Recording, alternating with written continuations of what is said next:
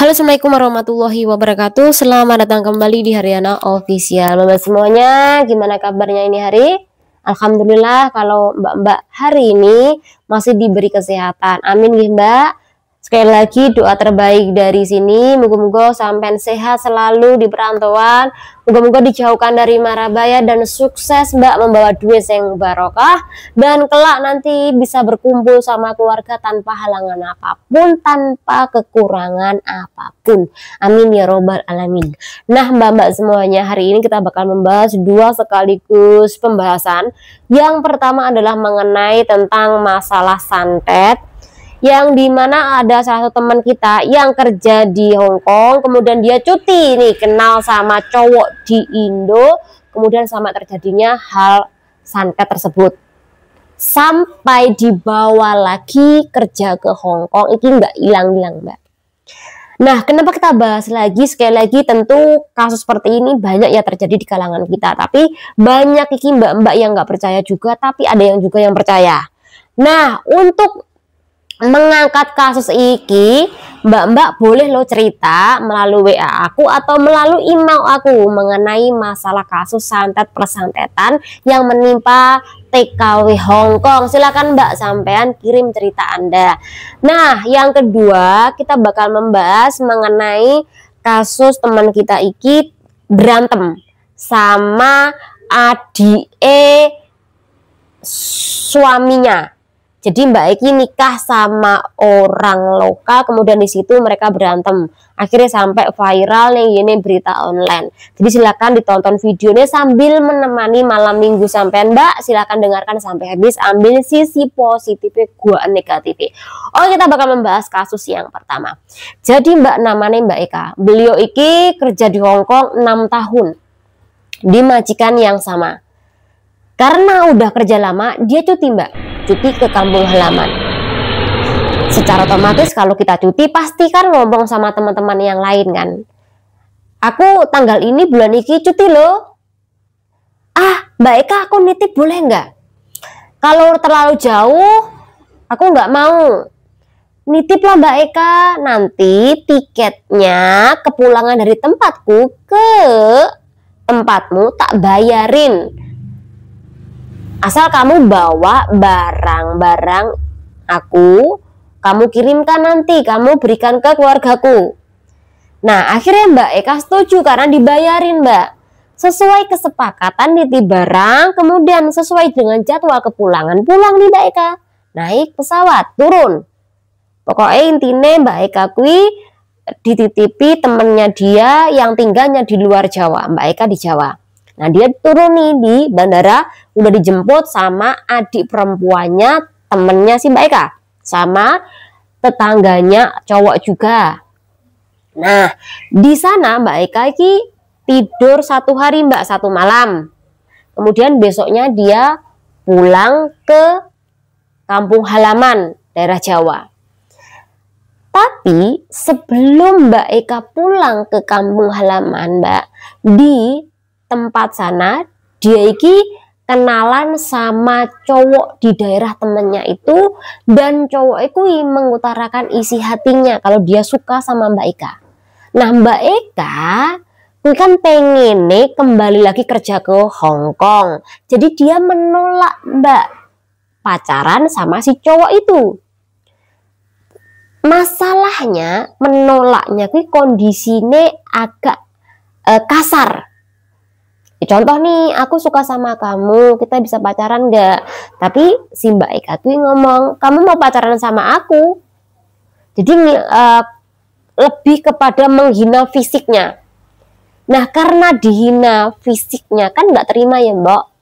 Akhirnya si cowok iki udah nggak mau memaksa. Tetapi di dalam hatinya dia dendam Mbak. Akhirnya karena dendam, nah si Mbak Eka kui pulang ke kampung halaman, yang nganter adalah temennya cowok yang ia tolak tadi. Secara otomatis si cowok kui kan tahu alamatnya si Mbak Eka dan kondisinya si Mbak Eka di kampung halaman. Ternyata si Mbak Eka kui di rumah tidak ada saudara. Cuman Mbak Eka saja sama bapaknya, emaknya ki sudah cerai dari kecil. Nah, mengetahui kondisi Mbak Eka di rumah sendiri, si cowok itu datanglah ke Jawa, Mbak, dengan melalui informasi temennya yang mengantar si Mbak Eka tadi, dikasih tahu ini lo tempatnya, dan dia di sini, bapaknya nggak ada di rumah. Akhirnya cowok itu datanglah ke rumah. Nah, awal kedatangan cowok itu ke rumah Mbak Eka itu di rumah sendiri karena bapaknya kui lagi kerja, nggak diperkaos, Mbak. Nah, akhirnya si Mbak Eka kui diajak ngobrol dan tiba-tiba Mbak Eka kui mengikuti si cowok kui. Akhirnya Mbak Eka kui kabur sama cowok yang ditolak tadi. Akhirnya si Mbak Eka kui sama si cowok yang tolak tadi nginep selama seminggu, Mbak, di luar dengan membawa bekal duit 10 juta yang Mbak Eka ambil di bank tadi. Akhirnya mereka nginep di hotel selama 1 minggu dan mereka tuh melakukan hubungan selayaknya suami istri. Dan Mbak Eka yang tadinya menolak itu hanya pasrah-pasrah saja. Nah, setelah waktu 1 minggu lewat, Mbak Eka dikembalikan lagi oleh cowoknya Eki pulang, Mbak, ke tempat bapaknya dia. Nah, hari yang ditunggu, Mbak Eka kembali lagi kerja ke Hong Kong. Nah, ketika kembali kerja di Hong Kong, Mbak Eka tuh sering banget mimpi setiap malam. Mohon maaf, ini percaya apa nggak percaya terserah sampean, ketemu sama genderuwo. Jadi sering banget ketemu sama genderuwo, dikejar oleh genderuwo. Karena sering mengalami mimpi seperti itu, akhirnya dia curhat sama temennya. Mbak Eka kan punya grup lah, geng. Nah, di geng itu ada ibu-ibu 2 orang yang pinter. Ya maksudku kayak ya pinter lah, Mbak, masalah perdukunan, mengatasi kasus-kasus seperti ini. Akhirnya si ibu kui ngomong, "Kamu berapa lama jalan sama cowok itu?" Mbak Eka kaget, kok bisa tahu maminya tahu nih kehidupan sebelum berangkat dia lari sama cowok itu. Dia ngaku sama 1 minggu. Nah, setiap hari aku terbayang sama cowok itu dan bahkan tiap malam aku juga ngimpiin sama genderuwo. Akhirnya si mamiku bilang, "Rambutmu kui dibawa sama cowok itu dan bajumu bekas yang kamu pakai kui juga dibawa oleh cowok itu. Dan kemudian setelah membawa bajumu serta rambutmu, maka si cowok kui mengisi badanmu dengan genderuwo, dikunci agar kamu kui nggak bisa kemana-mana, agar kamu tuh ingat sama dia terus menerus." Nah, mengetahui kasus seperti itu, akhirnya si mami kui membantu Mbak Eka ini untuk pulih kembali, Mbak. Makanya pas hari Minggu sesuai dengan jadwal bersama teman-temannya, akhirnya Mbak Eka kui diruqyah, dibacain Yasin juga bersama teman-teman yang lain yang mengelilingi. Dibacain Yasin, Mbak, ya agak memberontak, tapi sekali lagi terus-terusan hari Minggu itu dibacain Yasin bersama teman-teman yang lain. Dan akhirnya Mbak Eka kui bisa sembuh karena tidak hanya bantuan mami dan teman-temannya, tapi juga bantuan dari bapaknya yang mencari pengobatan. Iki hanya segelintir kasus yang dialami oleh teman kita. Mungkin Mbak-mbak juga ada yang pernah mengalami yang sama. Silakan nanti Mbak-mbak komentar. Oke, kasus yang kedua. Jadi ada nih majikan Hong Kong yang curhat di sosial media kalau saat ini antara adik laki-lakinya sama adik iparnya iki bentrok, Mbak. Bentrok karena permasalahan tentang mereka berdua yang tidak menghidupi ibunya dia, padahal tinggal satu rumah. Nah, kemudian di situ majikan iki ngomong kalau adik iparnya dia iki asalnya dari PRT asal Indo.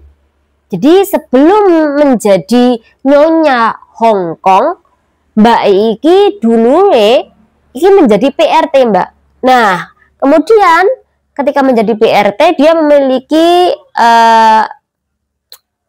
grup aplikasi dating online. Nah, di situ dia kenalan sama cowok Hongkong. Nah, ketika kenalan akhirnya ada ketertarikan keduanya, ketemu. Nah, ketemu itulah mereka berdua itu sepakat untuk menikah. Akhirnya mereka berdua menikah. Kemudian dari pernikahan mereka ini dihadiahi satu anak cowok laki-laki. Nah, karena sudah menikah, memiliki anak cowok, Mbak E iki akhirnya tinggal sama mertuane. Sedangkan majikan cewek yang tadi curhat kuwi tinggal pisah. Seharusnya segala keperluan dari emaknya dia iki kan diurus sama suami Mbak E kan, tetapi suami Mbak E iki, Mbak Indo iki nggak pernah memberikan gaji uang sepeser pun sama emaknya dia. Tapi tidak dikasih tahu apakah semua gajinya kuwi disimpan oleh adiknya laki-laki sendiri atau memang disimpan oleh si mantan PRT Indo tadi. Tidak dijelaskan, Mbak.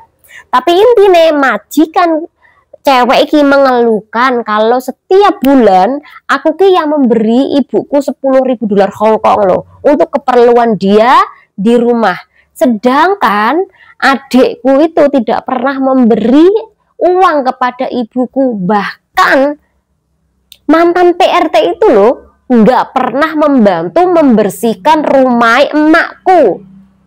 Dia cuma duduk-duduk dan nggak pernah kerja nih.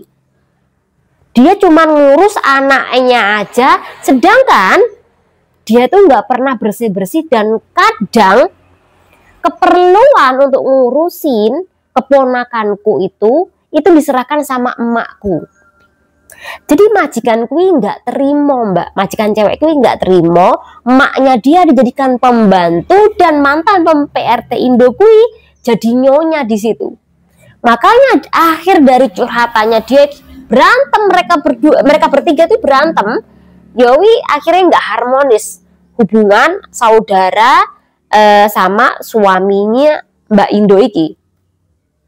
Nah, dari berantemnya itu dia curhat, Mbak, kalau bisa nih buat para cowok-cowok Hongkong jangan sampai kalian kui pacaran nikah sama mantan PRT. Karena apa? Ketika mereka kalian nikahi, kalian angkat menjadi nyonya, mereka menjadi males.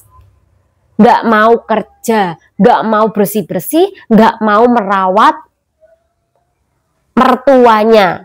Padahal mertuanya kui lagi sakit kaki, tapi tetap aja disuruh kerja, disuruh masak. Jadi itu Mbak curhatannya majikan ini ke sosial media.